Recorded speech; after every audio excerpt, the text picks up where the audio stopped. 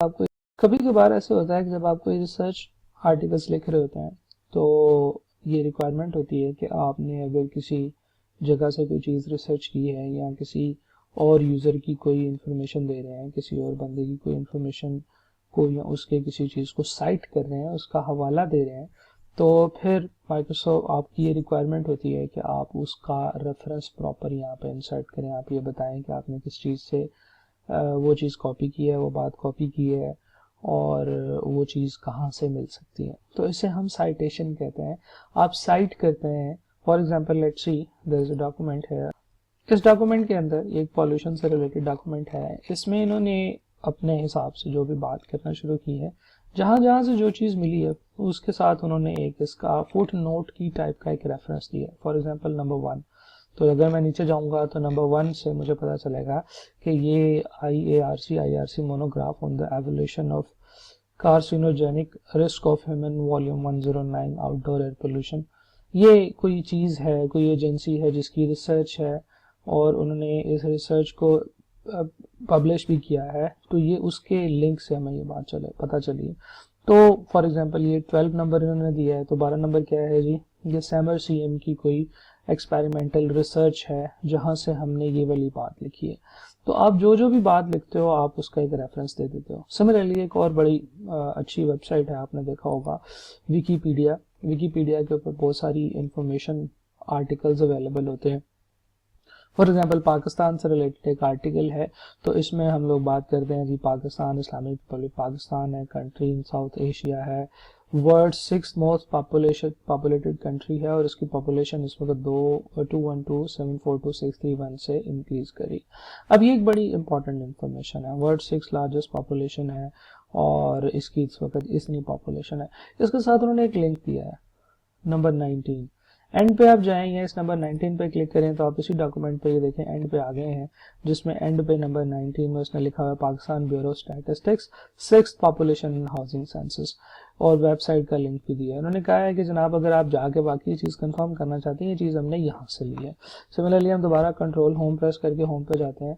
It is 33rd largest country area के हिसाब से है और इंडिया, अफगानिस्तान, ईरान, चाइना के साथ है। फिर इसके बाद जनाब बातें डिफरेंट करते रहे। फॉर एग्जांपल ये एक इन्होंने बात की है,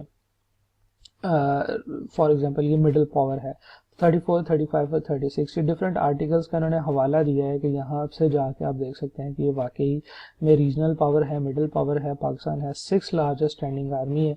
तो अगर आप इनके ऊपर जितने भी ये रेफरेंसेस दिए हैं यहाँ पे जाके देखेंगे, राइट। तो इतना टाइम लगाने का मकसद ये है कि हम ये चीज़ आइडेंटिफाई कर सकें कि एक्चुअली रेफरेंसेस क्या होते हैं और ये किस लिए इस्तेमाल होता है। कभी कभार जब आप रिसर्च आर्टिकल्स लिख रहे होते हैं तो ये रिक्वायरमेंट होती है उस बॉडी की, जिस बॉडी को आपने वो आर्टिकल जमा कराना है, कि आप ये आर्टिकल्स के ऊपर प्रॉपर टाइप का रेफरेंस दें, राइट। तो फॉर एग्जांपल हम लोग अपने डॉक्यूमेंट में वापस आते हैं, हम यहाँ पे कुछ रेफरेंस देने की कोशिश करते हैं। मैं कहता हूँ कि ये जो बात है फॉर एग्जांपल यहाँ से लेकर यहाँ तक ये मैंने किसी एक स्पेसिफिक जगह से पिक की है, तो हम यहाँ पे ऑब्वियसली फुट नोट या एंड नोट भी दे सकते हैं, लेकिन माइक्रोसॉफ्ट वर्ड ने स्पेसिफिकली रेफरेंसेस के लिए साइटेशन एंड बिब्लियोग्राफी का ग्रुप बनाया है। डिफरेंट टाइप की साइटेशन रिक्वायरमेंट्स होती हैं। अक्सर कंपनीज जिनको आप आर्टिकल सबमिट करा रहे होते हैं वो आपसे कह सकते हैं कि बिब्लियोग्राफी का स्टाइल आपने APA 5th एडिशन रखना है। ड्रॉप डाउन पर क्लिक करते हैं, ये APA 6th एडिशन रखना है, शिकागो का 15th एडिशन रखना है, व्हाट्सएवर जितने भी, या ट्रिबेनियम 6th एडिशन स्टाइल आपने रखना है। जो भी स्टाइल आपको बताया जाएगा आपने उस स्टाइल के हिसाब से फॉर्मेटिंग करनी है। तो बजाय इसके कि एक लंबा सा आर्टिकल आप ओपन कर लें जिसमें लिखा हो कि ये सेटिंग आपने किस तरह से करनी है, आपने फॉन्ट साइज कितना रखना है, सारा कुछ आप सिंपल यहाँ से वो वाला फॉर्मेट सेलेक्ट कर लें तो वो ऑटोमेटिकली उसी फॉर्मेट में आपके पास साइटेशन इंसर्ट करना शुरू हो जाएगा। इंसर्ट साइटेशन के ऊपर क्लिक कीजिए ड्रॉप डाउन के ऊपर। तो अगर आपने पहले से कोई किसी डॉक्यूमेंट का हवाला दिया हुआ है तो वो यहाँ पे सेव हो रहा होगा, अदरवाइज आप एक नया सोर्स इंसर्ट कर लें। नए सोर्स में फॉर एग्जांपल आप डिफरेंट टाइप के सोर्सेज से कोई भी चीज़ देख सकते हैं। फॉर एग्जांपल मैं एक वेबसाइट से देख सकता हूँ, या हो सकता है कि मैंने किसी जर्नल आर्टिकल से ये चीज़ देखी हो।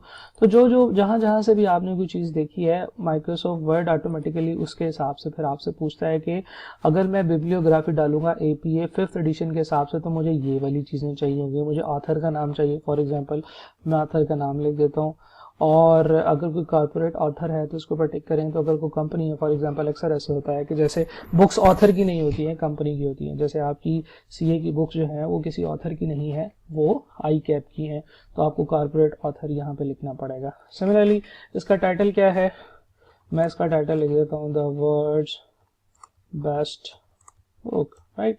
इसका ईयर है जी 2019, ये लाहौर में पब्लिश हुई थी और पब्लिशर है XYZ पब्लिशर, राइट।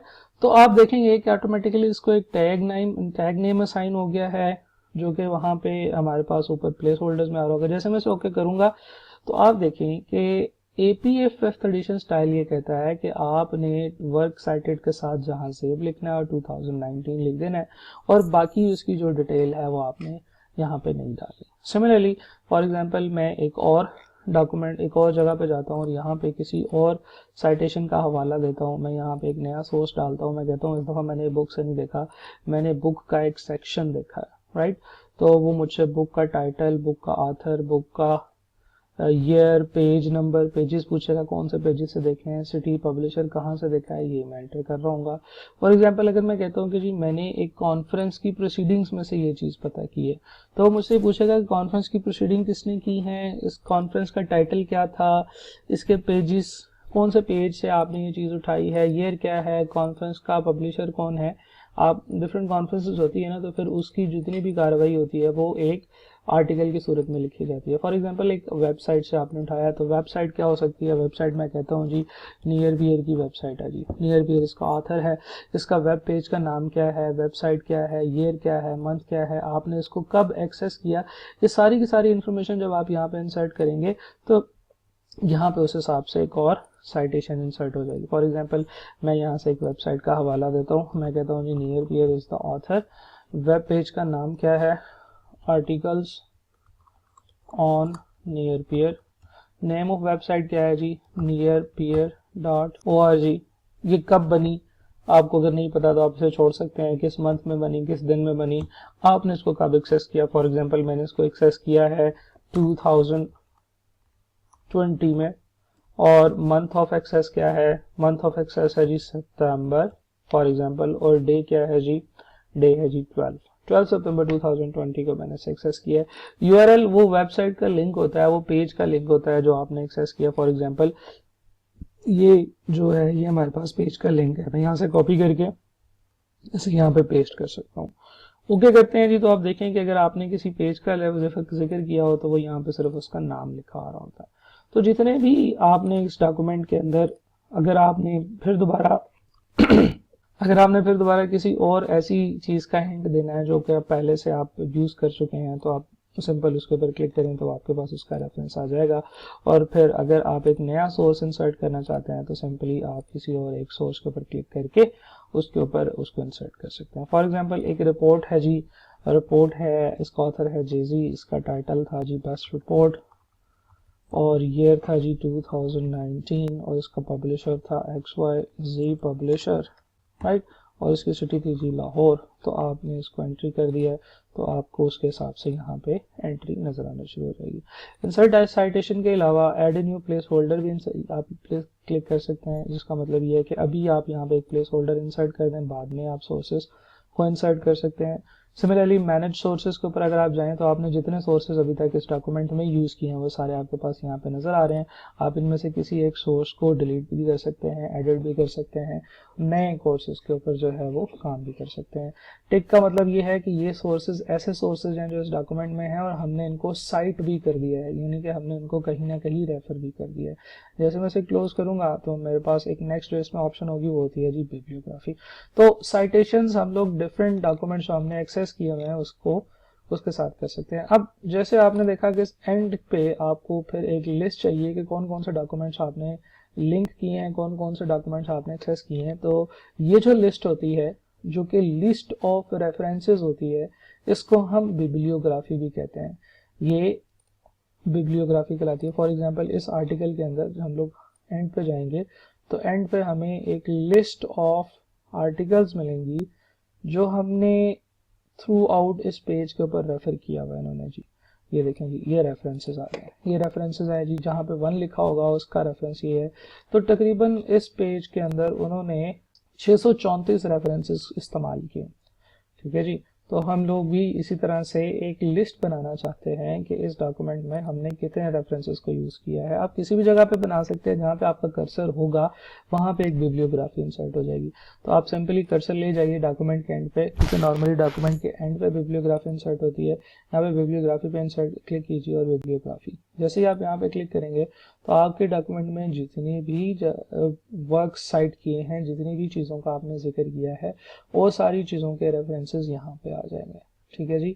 और वो आ जाएंगे अल्फाबेटिकल ऑर्डर में। जैसे फॉर एग्जांपल एक बुक आपने रेफर की थी, तो उसने सबसे पहले बुक का नाम लिखा, ऑथर का नाम लिखा है, ऑथर का बुक का ईयर लिखा है, बुक का नाम है और पब्लिशर है और प्लेस ऑफ पब्लिशिंग है।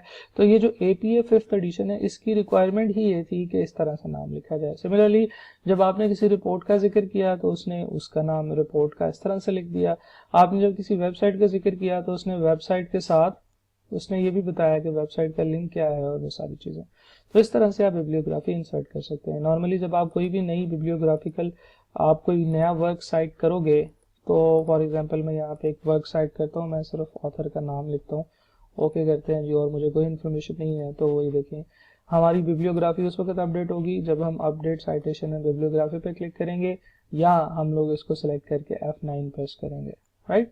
तो ये थी जी बिब्लियोग्राफी और साइटेशन। ये इसलिए यूज़ होती है नॉर्मली जब हम इंटरनेशनल लेवल के आर्टिकल्स लिख रहे होते हैं, तो उनकी रिक्वायरमेंट होती है कि हम लोग जितने भी डॉक्यूमेंट्स को या जितनी भी जगह से मैंने रिसर्च की है उन सारों को यहाँ पे रिपोर्ट किया जाए। राइट।